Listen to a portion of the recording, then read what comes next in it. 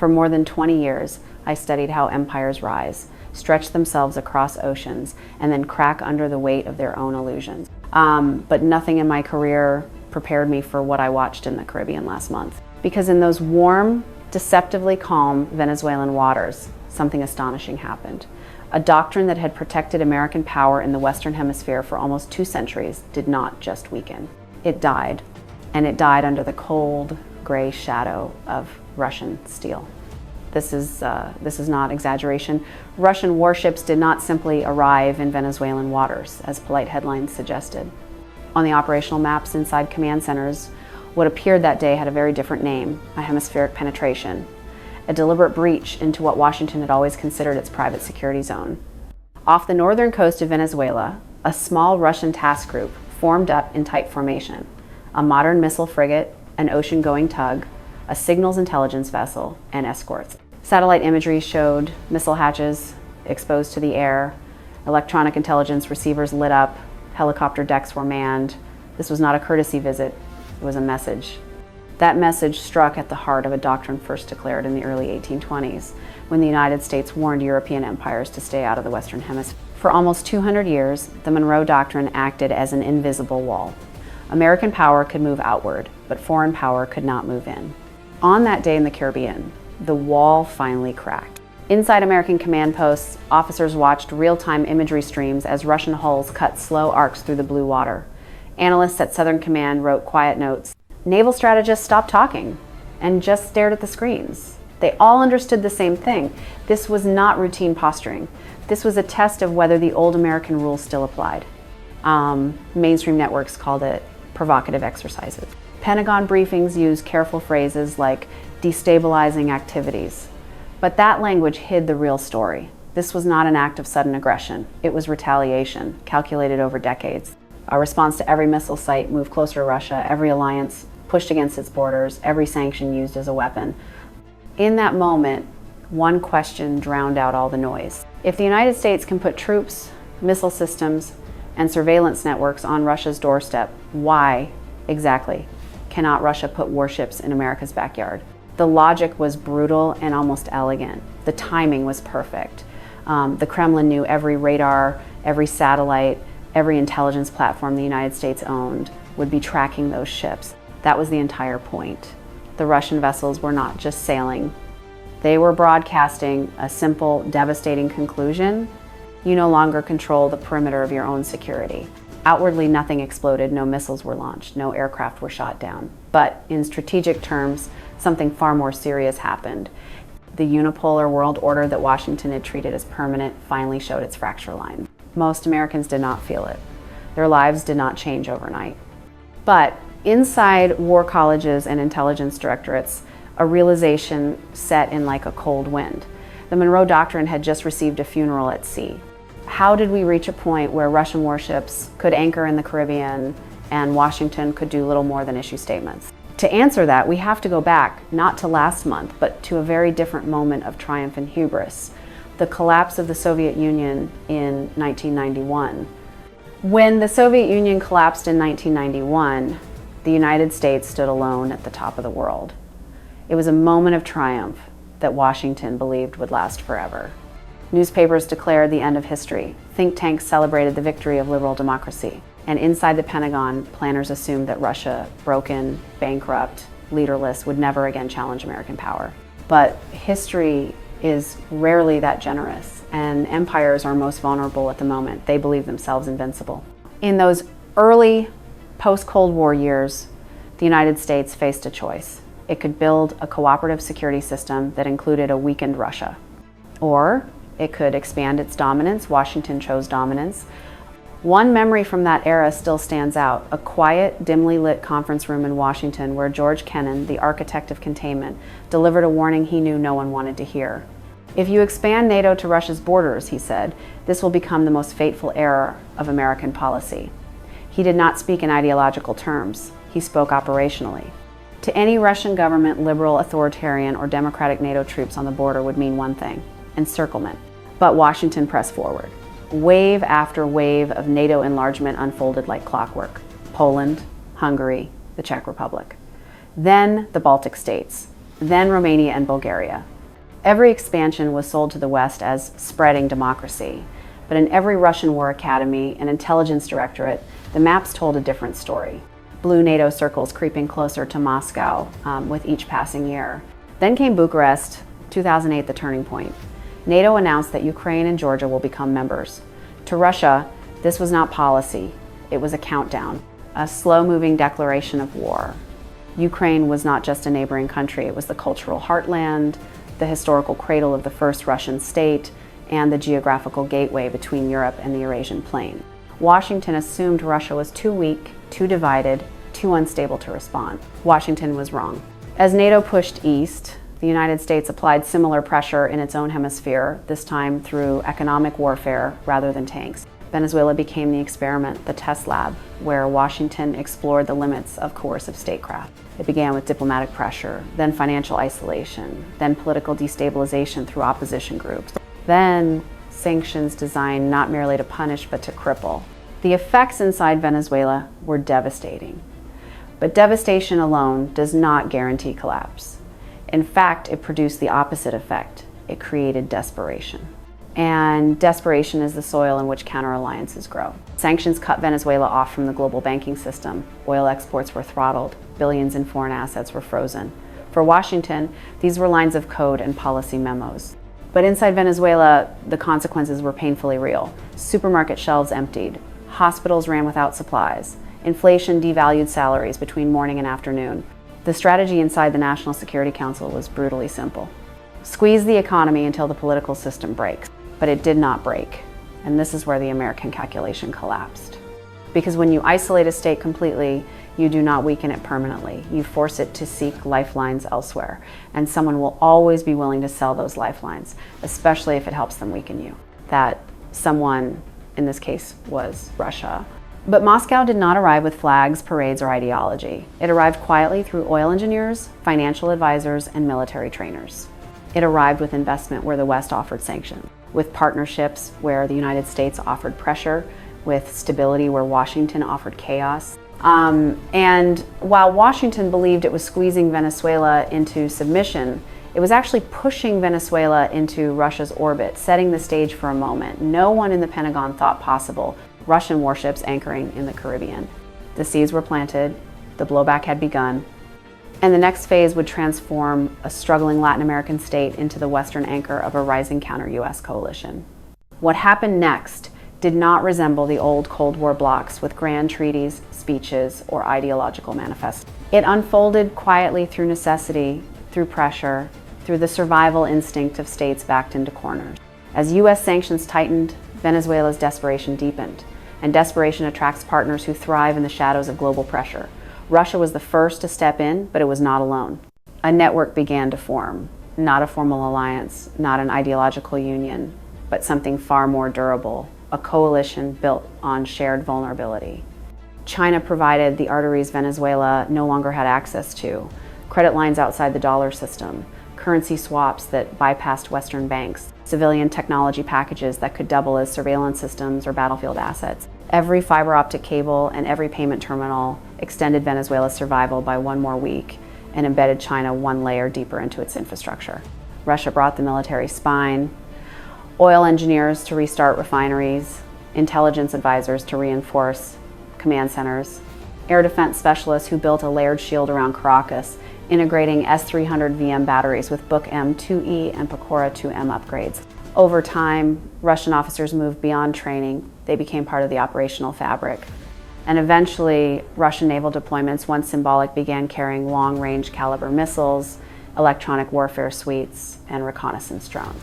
Iran added something critical that neither Russia nor China could fully provide: sanctions, proof logistics, ghost tankers with their transponders dark, offshore oil swaps through front companies, fuel shipments routed through obscure ports, techniques refined over decades of U.S. pressure. Iran kept Venezuelan refineries alive when no one else could. North Korea brought asymmetry, the kind of military innovations that cost almost nothing but create enormous strategic headaches: cheap drones, mobile missile systems, underground site construction, deception tactics that forced U.S. intelligence to spend 10 times the resources tracking $10 assets. Piece by piece, a structure emerged. not a coalition of friends, a coalition of states. Washington had pushed, cornered, or punished into cooperation. And at the westernmost edge of this new ecosystem stood Venezuela. Across the Caribbean, U.S. patrol aircraft continued circling as they always had. But what they saw beneath them changed year after year. New radar arrays rising near the coastline, underground fuel depots, patterned after Iranian-hardened sites, encrypted communication nodes linking Venezuelan and Russian networks, Chinese-built port upgrades that quietly doubled as naval logistics hubs. Washington still believed it could isolate Venezuela. But Venezuela was no longer isolated. It was plugged into a parallel world, a world built outside American leverage. Inside Pentagon simulations, analysts began encountering a phrase no one had predicted a decade earlier: asymmetric coalition capability. A multi-nation system not unified, but interoperable, not powerful individually, but formidable collectively. This raised a quiet question inside U.S. strategic circles, one far more unsettling than Russian ships or Iranian tankers. If this coalition could harden Venezuela into a survivable node directly under American surveillance routes, how many other states targeted by U.S. pressure might follow the same blueprint? The answer, they feared, was not few. It was many, and the coalition was only getting started. For nearly 2 centuries, American power operated behind an invisible shield. It was not a weapon, not a treaty, not even a military base. It was a belief, the Monroe Doctrine, the idea that no foreign power would ever plant a strategic foothold in the Western Hemisphere. That belief shaped every intervention, every regime change operation, every covert action from Cuba to Chile, from Guatemala to Grenada. The doctrine worked because no nation dared challenge it. Geography was America's fortress. 2 oceans were its armor, until the day Russian hulls appeared off Venezuela's coast. To the public, it looked like a diplomatic stunt, 3 or 4 ships visiting an ally. But to anyone studying open source intelligence, the signs were unmistakable. Satellite passes revealed joint drills between Russian naval crews and Venezuelan coastal defense units. Radar networks JYL-1 arrays paired with Russian 91 N6E search systems lit up across the shoreline. UAV footage captured Orlan 1-0 and Moager 6 drones conducting overwatch flights. Electronic intercepts showed something far more serious. Russian Tornado G EW modules testing GPS spoofing across wide swaths of coastal airspace. None of this resembled a ceremonial port call. These were rehearsals for a presence, the slow installation of a forward operating environment. Inside U.S. Southern Command, officers recognized the pattern instantly. It resembled a smaller, tropical version of what Russia had built in Kaliningrad and Crimea: tight integration of air defenses, maritime patrol networks, electronic warfare grids, and intelligence sharing pipelines. The Caribbean was becoming a mirror, a southern echo of a European strategy. The contradiction was impossible to ignore.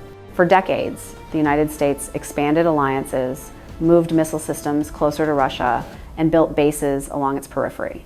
All of it was branded as collective security. But when Russia did a smaller version of the same thing in America's region, it was labeled aggression. Across the global south, countries watched and drew conclusions Washington did not expect. They remembered the coups, the interventions, the proxy wars, the double standards. They remembered the rhetoric of democracy wrapped around the tools of empire. And when the United States insisted it was defending democracy in Venezuela, few believed it. From Sao Paulo to Johannesburg, from Jakarta to Ankara, analysts repeated the same line: the rules of the American-led order only apply to those outside it. That perception was more dangerous to Washington than any Russian frigate, because once credibility erodes, deterrence collapses. And once deterrence collapses, even symbolic moves take on the weight of strategic earthquakes. When Russian ships dropped anchor in the Caribbean, the vessels were small, but the message was enormous. America no longer has uncontested control over its own hemisphere. For years, the United States assumed no rival would ever try to challenge it so close to home. But that assumption was built on a world that no longer existed, a world where Russia was weak, China was inward-looking, Iran was isolated, and the global economy ran on American permission. Now, the United States was facing something it had not experienced since the early 20th century, a foreign military foothold inside its security perimeter. This forced the Pentagon to confront a possibility that had been unthinkable for generations. What if the Western Hemisphere itself becomes a contested zone? It was not the ships that terrified planners, it was what they represented, the collapse of a doctrine that had defined American power since 1823. The Monroe Doctrine had survived revolutions, world wars, and the Cold War. But doctrines do not survive when power shifts. They survive only when they can be enforced. And for the first time, Washington could not enforce it. This was not just a challenge, it was a revelation. A signal to the world that the age of unilateral American control was beginning to crumble, not with an invasion, but with a quiet, deliberate, steel-hulled reminder that geography is no longer destiny. What came next inside the Pentagon would shake every assumption U.S. strategists had relied on for decades, because Russian ships were only the beginning. The next stage would prove far more destabilizing and far more permanent. Inside the Pentagon, the alarm did not come from the number of Russian ships.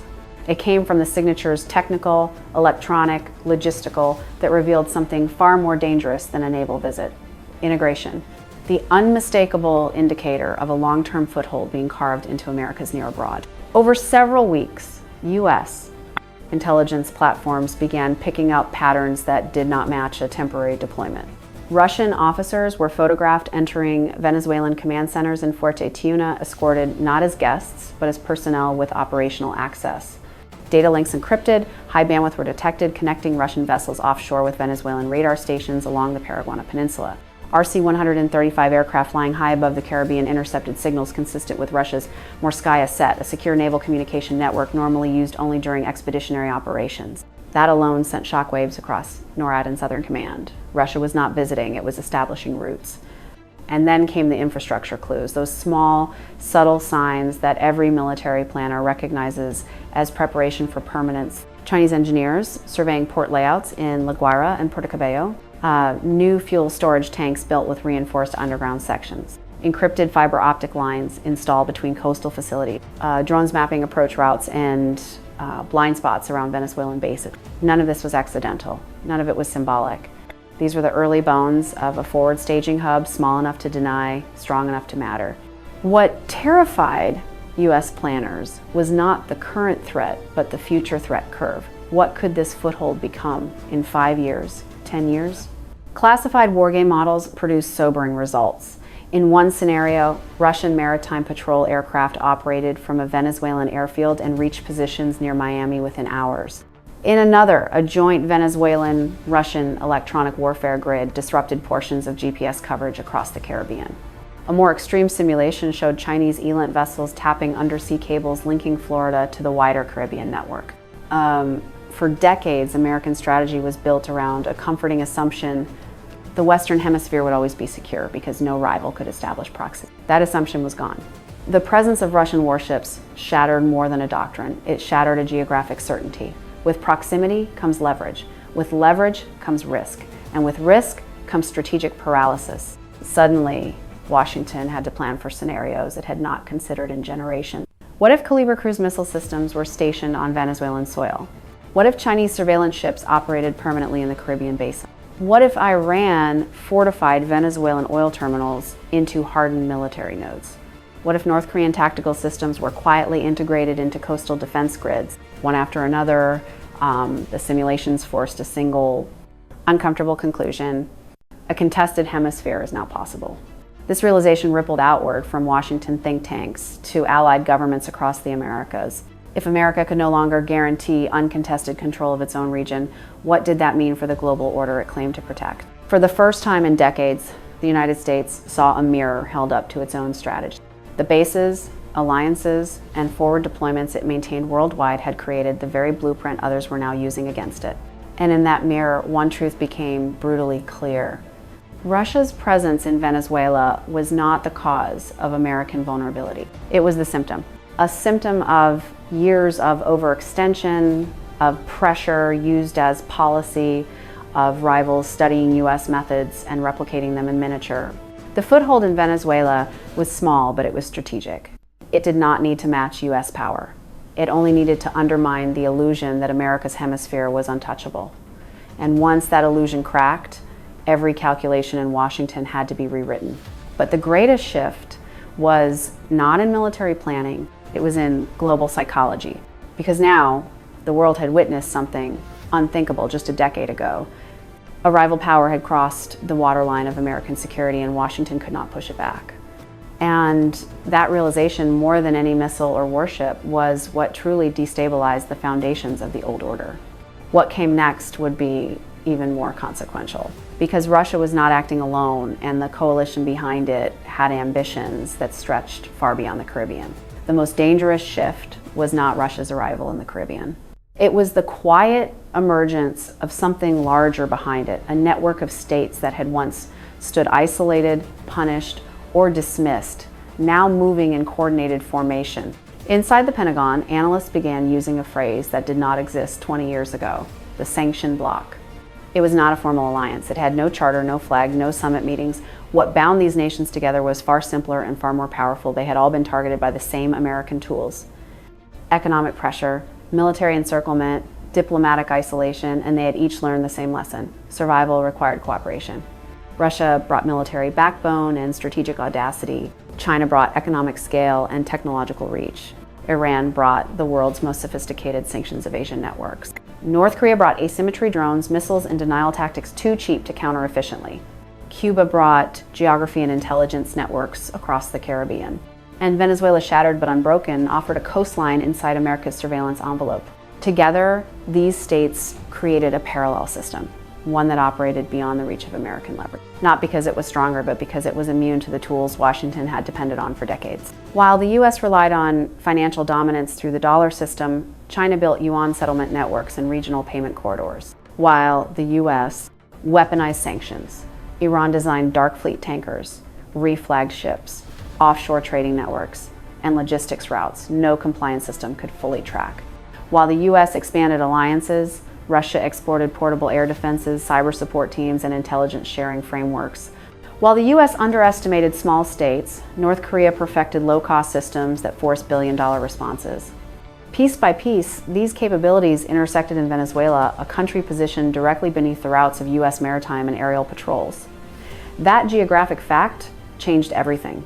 By late last year, U.S. intelligence officers noticed something chilling: linkages. Russian military networks were quietly interfacing with Venezuelan early warning radars. Chinese-built fiber optic cables were connecting coastal facilities. Iranian-designed fuel depots were being reinforced underground. North Korean tunneling techniques appeared in satellite imagery. It was no longer 4 or 5 isolated states surviving independently. It was a system, an ecosystem with redundancy, with shared logistics, with cross-border technical cooperation. Inside Washington, think tanks, analysts confronted a new, uncomfortable reality. Every tool America had used to maintain dominance was now accelerating the formation of an anti-U.S. order. Weaponize the dollar, nations build alternative currencies. Use sanctions, they create cooperative evasion networks. Expand alliances, rivals expand counter-alliances. Pressure states, they form blocs designed specifically to resist pressure. The same mechanism repeated across the globe. More countries joining Chinese currency swaps, more states purchasing Russian air defense systems, more governments adopting Iranian oil routing methods, more militaries experimenting with North Korean-style drone swarms. A world that Washington believed it could isolate was slowly but unmistakably learning to operate without Washington. And the Russian ships in Venezuela became the physical symbol of this shift, the first visible tip of a deeper structure the U.S. did not fully grasp until it was too late. What shook the Pentagon most was not the coalition's current power, but its trajectory. If this asymmetric network could harden Venezuela into a survivable node in America's backyard, what could it do in West Africa, in the Middle East, in Southeast Asia? How many regions could slip from U.S. influence without a single shot fired? For the first time since the Cold War, American strategists faced a multipolar world they did not design and could not control. The sanction bloc had revealed its prototype in the Caribbean. Now, the question facing Washington was simple and terrifying. What happens when this coalition decides that Venezuela is only the beginning? The answer would arrive sooner than anyone expected. And when it did, the illusion of American inevitability would collapse once and for all. You might think the story ends when the last Russian ship slipped away from Venezuelan waters, its wake fading back into the calm Caribbean. But power does not shift in the moment a warship arrives or even when it leaves. Power shifts in the aftermath, when every capital on Earth recalibrates its assumptions. And that is exactly what happened. Long after the Russian vessels vanished over the horizon, something far more consequential lingered behind: a precedent.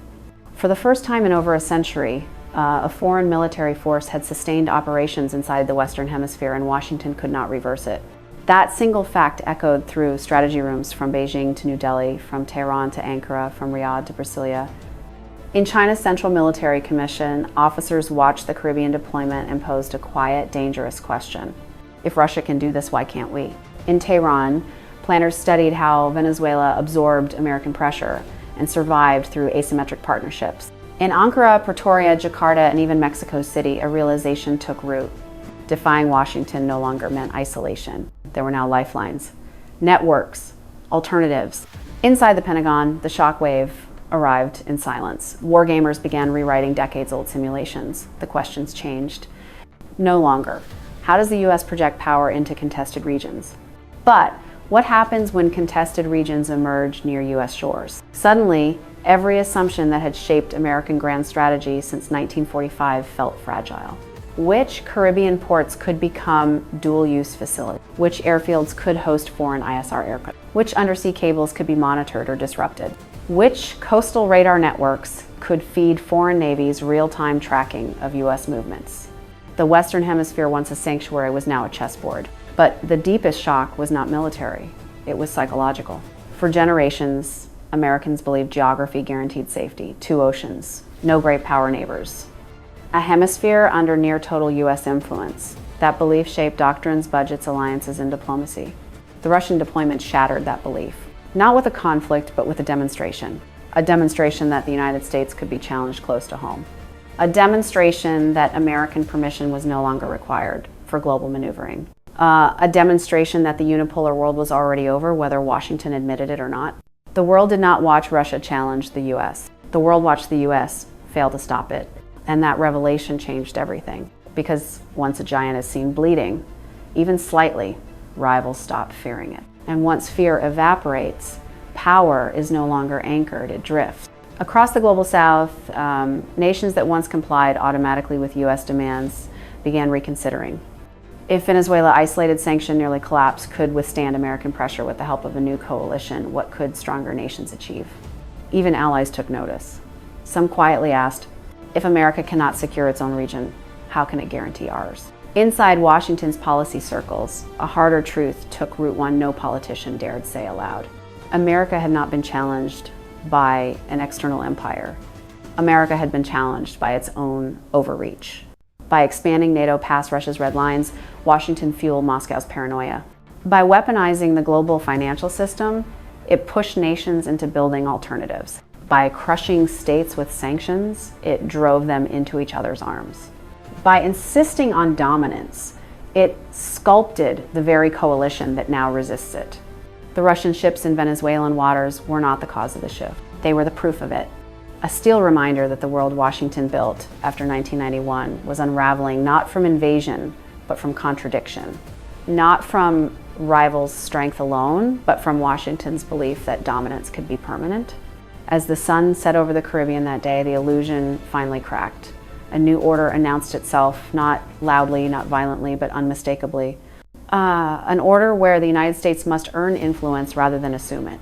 An order where rival powers hold positions in America's near abroad. An order where pressure no longer guarantees compliance. An order where the Western Hemisphere is no longer off limits. History did not end in 1991. It simply paused. And now, it has resumed with a world ready to challenge a superpower that believed its primacy could never fade. The giant is still standing, but the world has learned something it will not forget. The giant can bleed,